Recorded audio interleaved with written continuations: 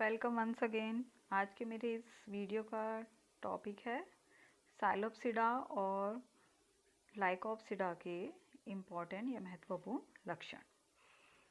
पिछले वीडियो में मैंने आपको टेरिडोफाइट्स के क्लासिफिकेशन या वर्गीकरण के बारे में बताया था और ब्रॉड क्लासिफिकेशन की अगर हम बात करें टेरिडोफाइट की तो स्मिथ, बोल्ड और जिमरमान के अनुसार टेरिडोफाइट्स की 4 क्लासेस थी: साइलोप्सिडा, लाइकोप्सिडा, स्फिनोप्सिडा और टेरोप्सिडा।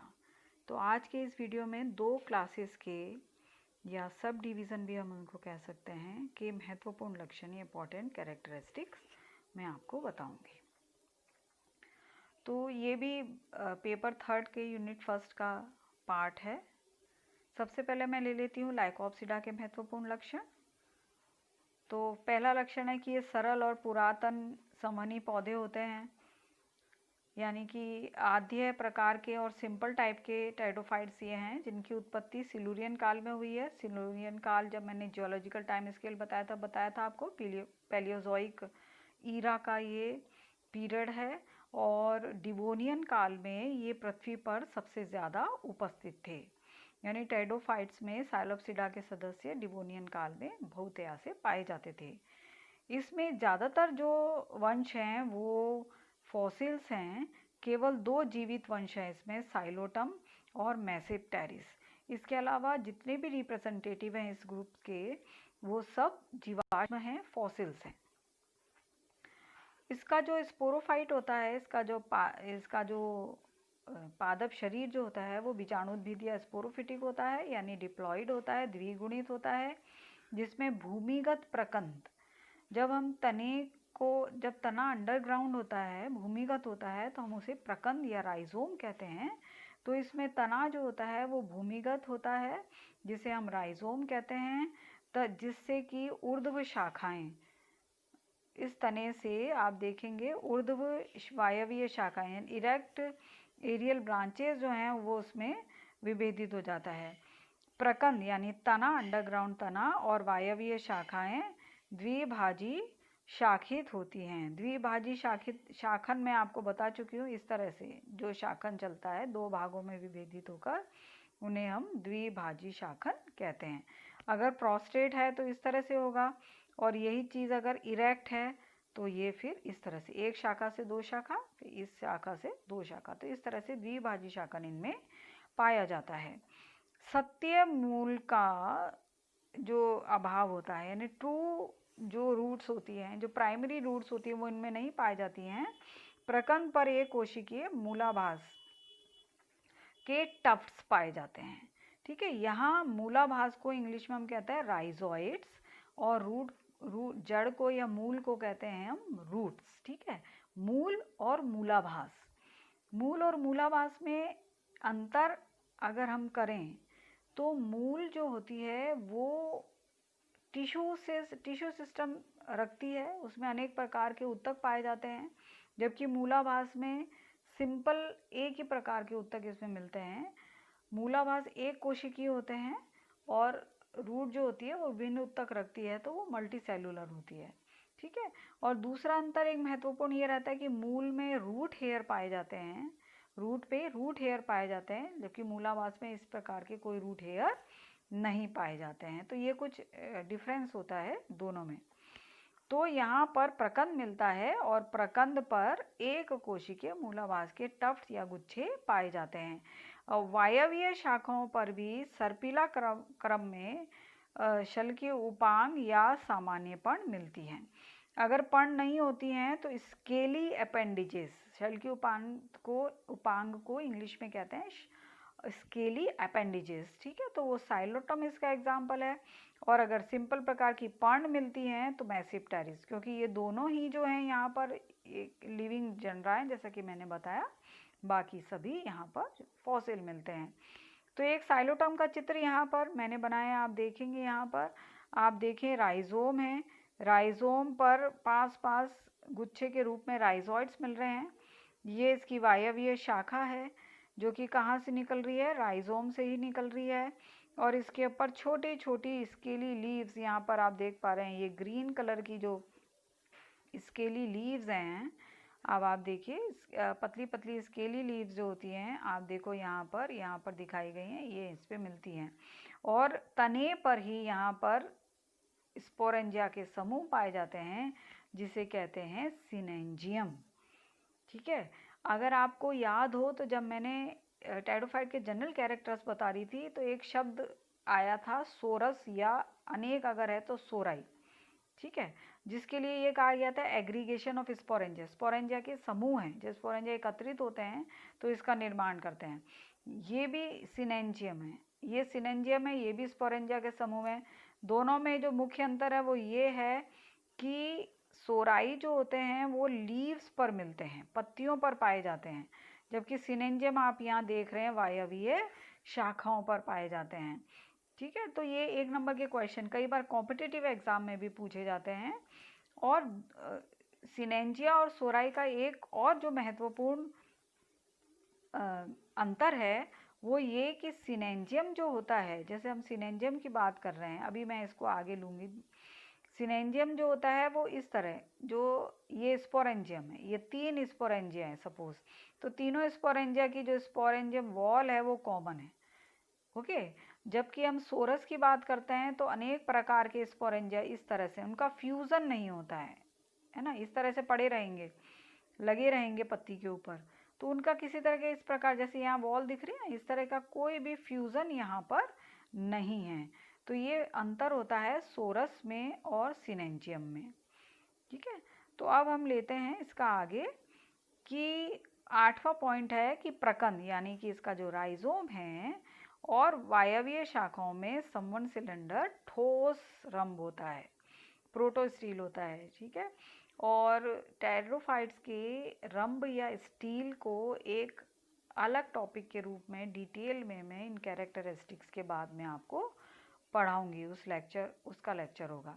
अगर यहाँ पे ठोस रंभ की हम बात करें तो ठोस रंभ उस रंभ को कहते हैं जिसमें पित्त या मज्जा नहीं पाई जाती है, पित्त या मज्जा एब्सेंट होती है। ठीक है, तो यहाँ पर आप देखिए क्या दिख रहा है, जाइलम है जिसके चारों तरफ क्या पाया जा रहा है, फ्लोएम। जाइलम ग्रीन कलर का आपको दिख रहा है, इसको एनलार्ज में कर देती हूँ। जाइलम आप देखिए ग्रीन कलर का दिख रहा है, फिर फ्लोएम है उसके चारों तरफ रेड कलर का, फिर पेरिसाइकल है और एंडोडर्मिस। जाइलम, फ्लोएम, परिरंभ और अंतश त्वचा, ये मिलकर एक रंभ का निर्माण करते हैं। ये ठोस रंभ है क्योंकि इसके बीच में यहाँ पर मज्जा का निर्माण नहीं हो रहा है, तो ये ठोस रंभ कहलाता है। ठीक है, नेक्स्ट पॉइंट है कि यहाँ पर वायवीय शाखाओं के शीर्ष अथवा पर्ण के उपांगों पर 2 या अधिक कोष्ठीय सिनेंजियम पाए जाते हैं। ये मैंने अभी आपको बताया था,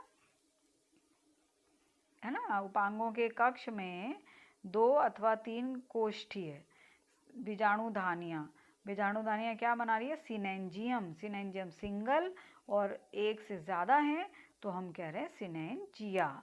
तो यहाँ पर आप देखिए ये सिनेंजिया, आप देखिए ये ब्रैक्ट है, जैसे उपांग जो है, और ये 3, 1, 2 और 3 इस तरह के ये स्पोरेंजियम है, ये इसका निर्माण करते हैं सिनेंजियम का। और ये क्या है, एरियल ब्रांच, वायवीय शाखा पे लग रहे हैं और इसके अंदर दिखाई दे रहे हैं स्पोर्स। ये जो रेड कलर की संरचना दिख रही है ये यहाँ पर स्पोर्स हैं। ठीक है, तो सभी प्रकार के जो बीजाणु हैं वो सम बीजाणुक होते हैं, तो यहाँ पर सम बीजाणुता पाई जाती है, विषम बीजाणुता नहीं मिलती है। और इसके युग्मोद्भिद रंगीन, बेलनाकार, शाखित और मृतोपजीवी होते हैं, यानी कि ये मृत कार्बनिक पदार्थों से अपना भोजन ग्रहण करते हैं। युग्मोद्भिद किससे बनते हैं, युग्मोद्भिद बीजाणुओं से बनते हैं। बीजाणुओं का जब जर्मिनेशन होता है तो युग्मोद्भिद का निर्माण होता है। रंगहीन है, फोटोसिंथेसिस इसमें नहीं है, तो अपना भोजन खुद नहीं बना पाते हैं और ये मृत कार्बनिक पदार्थों से अपना भोजन प्राप्त करते हैं, तो ये सेप्रोफिटिक होते हैं। विलुप्त जातियों का युग्मोद्भिद ज्ञात नहीं है, जितने भी फॉसिल्स जो मिले हैं उन फॉसिल्स का युग्मोद्भिद प्राप्त नहीं हुआ है। और इसके जो प्रोथैलस, यानी युग्मोद्भिद को जो प्रोथैलस कहते हैं, उस प्रोथैलस पर उसके जो जननांग होते हैं, रिप्रोडक्टिव ऑर्गेन्स होते हैं, वो आंशिक रूप से घसे हुए पाए जाते हैं, आंशिक रूप से घसे हुए मिलते हैं,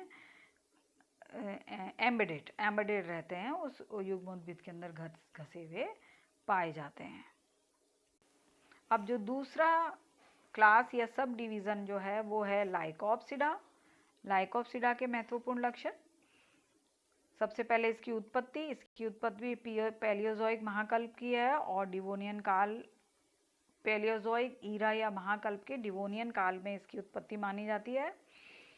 इस वर्ग में 5 जीवित वंश हैं। लाइकोपोडियम जो कि आपके कोर्स में है, फाइलोग्लोसम, सिलेजिनेला जो कि आपके कोर्स में है, स्टाइलिटीज और आइसिटीज। ठीक है, तो साइलोटम को डिटेल में, लाइकोपोडियम को डिटेल में पढ़ेंगे और सिलेजिनेला को आगे हम डिटेल में पढ़ेंगे, और बाकी सभी सदस्य जो हैं वो जीवाश्म हैं। ठीक है, इससे पहले वाले वर्ग में 2 जीवित वंश थे, यहाँ पर 5 जीवित वंश इसमें हैं। इसका पादप काय भी बीजाणुद्भिद है जो कि जड़, तना और पत्तियों में विभेदित होता है, रूट, स्टेम एंड रूट्स में डिवाइडेड है। इसकी भी जड़ और तने दोनों ही द्विभाजी शाखित हैं, डाइकोटोमसली ब्रांच्ड होते हैं। इसकी जो लीव्स होती हैं वो स्मॉल, छोटी होती हैं, सिंपल होती हैं, सरल होती हैं, इसलिए ये लघुपर्णी होते हैं। ये लघुपर्णी और गुरुपर्णी में जनरल कैरेक्टर्स में मैंने आपको बता दिया था, आप उस वीडियो को देखकर उसको समझ सकते हैं कि टेरिडोफाइट्स होते हैं वो पर्ण के आधार पर गुरु और लघु 2 डिविजन्स में बांटे जाते हैं। इसकी जो लीफ है, एक पत्ती जो होती है वो एक अशाखित मध्य शिरा या मिडरिप उसमें पाई जाती है। इस लीफ का स्ट्रक्चर को आप देखिए, इस लीफ में मिड वेन जो होती है, एक मध्य शिरा होती है ना, हम नीम की, पीपल की कोई भी पत्ती देखते हैं तो वो मध्य शिरा जो होती है वो पूरी टिप तक जाती है, लेकिन यहाँ पे मध्य शिरा होती है वो टिप तक नहीं पहुँचती है। ये मिड वेन जो होती है वो वेस्क्यूलर बंडल भी नहीं रखती है, जैसे कि वेस्क्यूलर बंडल हायर प्लांट्स के अंदर पाए जाते हैं उस तरह ये नहीं पाए जाते हैं। नेक्स्ट पॉइंट है कि इसके कुछ वंशों में पत्ती के आधार पर एक लिग्यूल उपस्थित होता है, जैसा कि उदाहरण है सिलेजिनेला। अभी 1 नंबर का क्वेश्चन आता है ना, लिग्यूल किस में पाया जाता है, ऑब्जेक्टिव पूछे जाते हैं।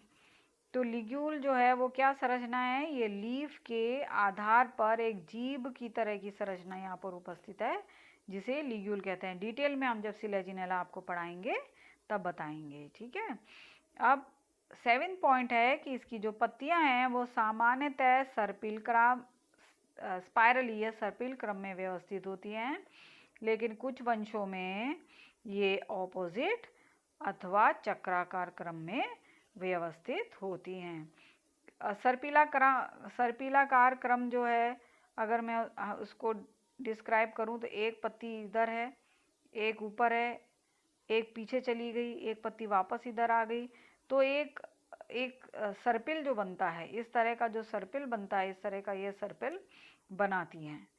ठीक है, अगर ऑपोजिट पर्ण की बात करें तो ऑपोजिट पर्ण जो होती हैं वो होती हैं जो एक दूसरे के सम्मुख इस तरह से लगी रहती हैं, जिनको हम कहते हैं ऑपोजिट पर्ण।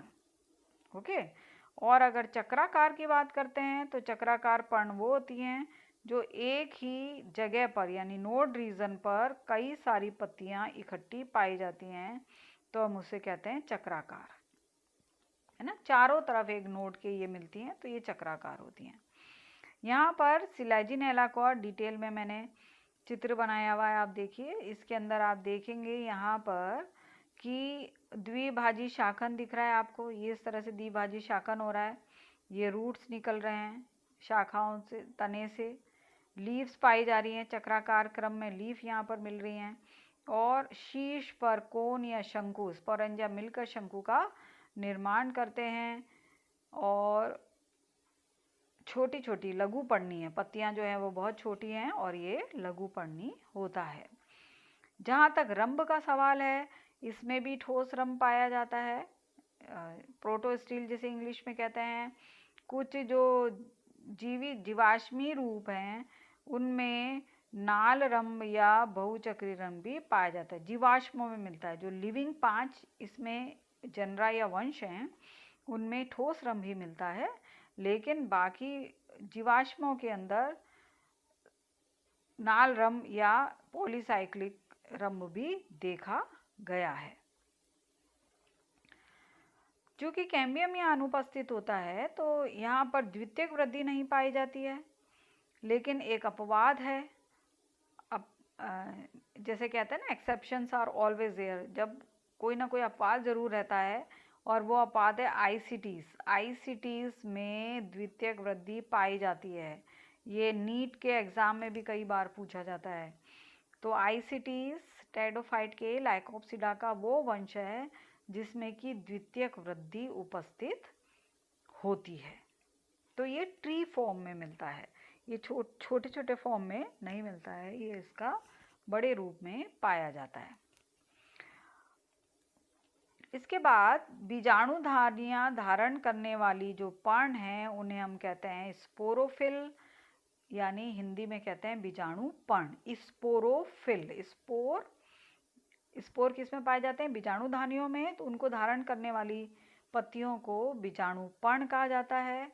बीजाणुधानियां बीजाणु पर्ण की एडेक्सियल सरफेस पर पाई जाती हैं। अभियक्ष सरफेस पर, दो सरफेस होती है ना, एबैक्सियल और एडेक्सियल, डोर्सल और वेंट्रल।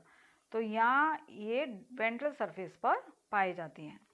अधिकतर जातियों में बीजाणुपर्ण शाखाओं के शीर्ष पर एग्रीगेट होकर शंकु या स्ट्रोबिलस का निर्माण करती हैं। अभी इस चित्र में मैंने आपको बताया इस तरह से अनेक सारे, यहाँ पर आप देखें ये कोन बने हुए हैं, इनको स्ट्रोबिलस या हिंदी में हम शंकु कहते हैं।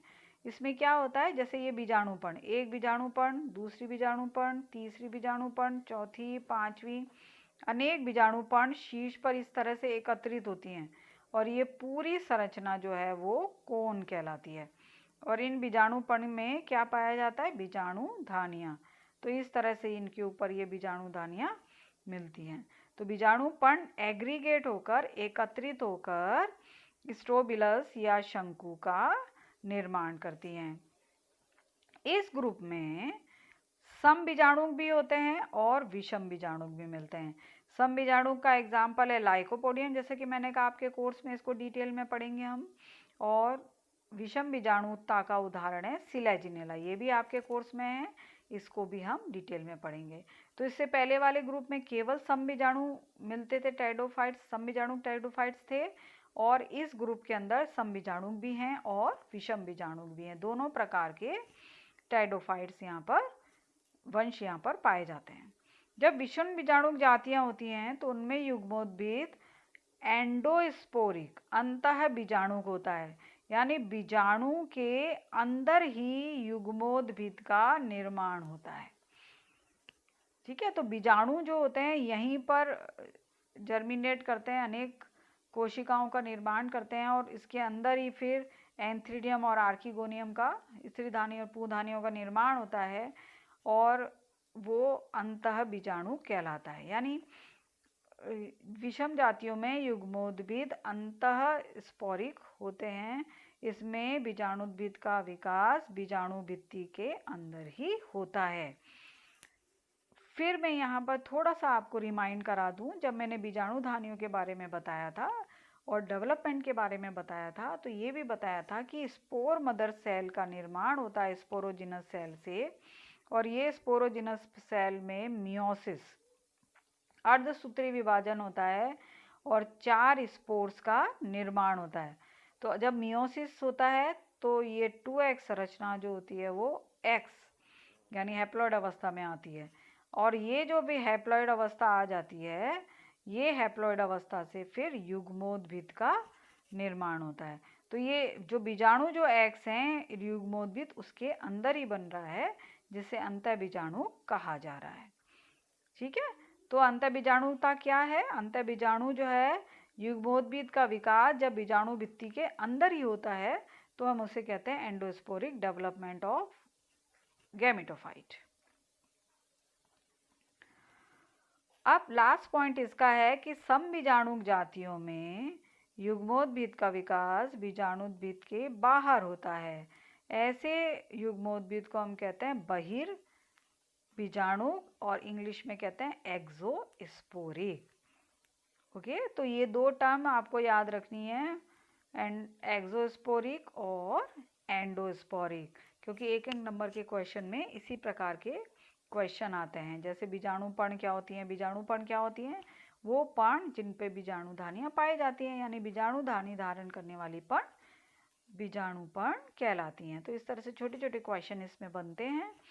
आज के इस लेक्चर में इतना ही बताऊंगी मैं। नेक्स्ट लेक्चर में हम बाकी जो दो बची हुए सब डिवीज़न या क्लास हैं, सिनोप्सिडा और टेरोप्सिडा, उनके जनरल कैरेक्टर्स या सामान्य लक्षण या महत्वपूर्ण लक्षण हम पढ़ेंगे। आज के लिए इतना ही। Thank you.